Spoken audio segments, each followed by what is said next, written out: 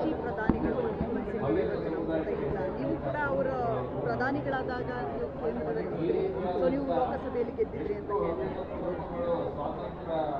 ನಾಡಿನ ದೇಶದ ಅತ್ಯಂತ ಪ್ರಮುಖ ನಾಯಕರು ಮತ್ತು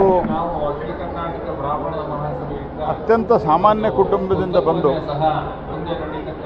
ಕೇವಲ ತಮ್ಮ ಸ್ವಪ್ರತಿಭೆಯಿಂದಲೇ ಅನೇಕ ಪ್ರಮುಖ ಜವಾಬ್ದಾರಿ ಹುದ್ದೆಗಳನ್ನು ಅತ್ಯಂತ ಯಶಸ್ವಿಯಾಗಿ ನಿಭಾಯಿಸಿ ಅವರು ದೇಶದ ಪ್ರಧಾನಿಯವರಿಗೆ ತಲುಪಿದರು. ಬಹುತೇಕವಾಗಿ ಅವರಿದ್ದಂಥ ಸ್ಥಾನಗಳನ್ನು ಯಾವ್ಯಾವ ಜವಾಬ್ದಾರಿ ಸ್ಥಾನ ಇತ್ತು ಆ ಜವಾಬ್ದಾರಿ ಸ್ಥಾನ ಎಲ್ಲ ಸ್ಥಾನವನ್ನು ಅಲಂಕರಿಸಿದವರು ಕಮ್ಮಿ.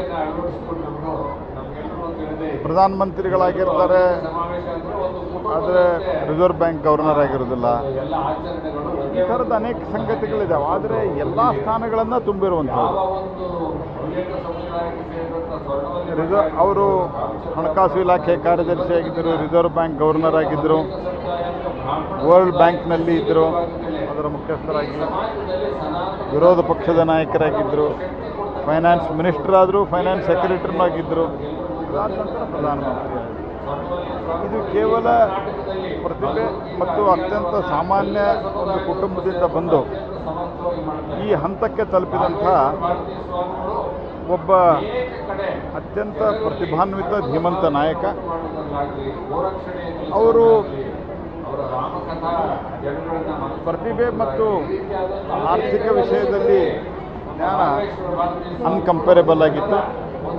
ಬಹುತೇಕ ಅವರ ಈ ಜ್ಞಾನದಿಂದಲೇ ಅವರು ಅತ್ಯಂತ ಸಂಯಮದಿಂದ ರಾಜಕೀಯ ಭಿನ್ನಾಭಿಪ್ರಾಯಗಳು,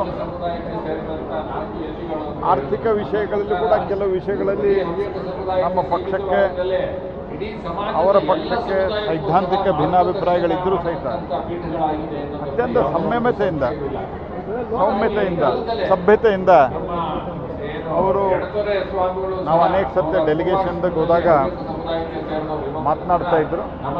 ಅತ್ಯಂತ ಸೌಮ್ಯ ಸ್ವಭಾವದ ಮೇರು ವ್ಯಕ್ತಿತ್ವದ ಒಂದು ವ್ಯಕ್ತಿತ್ವ ಅವ್ರದ್ದು. ಅವ್ರನ್ನ ಕಳೆದುಕೊಂಡಿರೋದಕ್ಕೆ ದೇಶಕ್ಕೆ ಭಾಳ ದೊಡ್ಡ ಹಾನಿಯಾಗಿದೆ. ಅನೇಕ ವಿಷಯದಲ್ಲಿ ಅವರು ಯೋಗ್ಯವಾದಂಥ ಸಲಹೆಯನ್ನು ಕೊಡುವಂಥ ವ್ಯಕ್ತಿತ್ವ ಅವರು.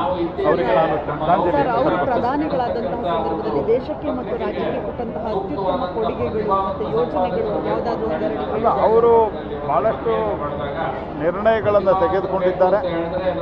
ನರಸಿಂಹರಾಯರ ಕಾಲದಲ್ಲಿ ಉದಾರೀಕರಣದ ನಿರ್ಣಯ ಕೂಡ ಅವರ ಒಂದು ಪ್ರಮುಖ ನಿರ್ಣಯ.